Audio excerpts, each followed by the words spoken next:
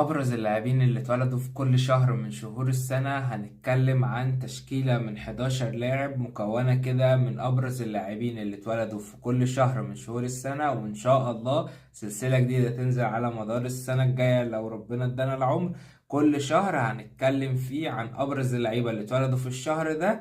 يعني هقول لك كام لعيب كده وتشكيلتي لل11 الافضل في الشهر ده من وجهة نظري، فصلي على النبي كده واعمل لايك وفولو ويلا بينا.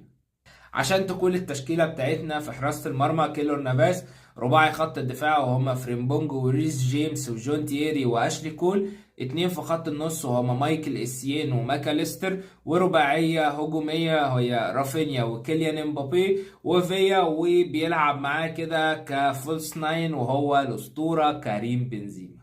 وبس كان كل فيديو النهارده. اعملي لايك وفولو عشان تشوف كل جديد عن الفيفا وعن الكورة وعن الفانتسي.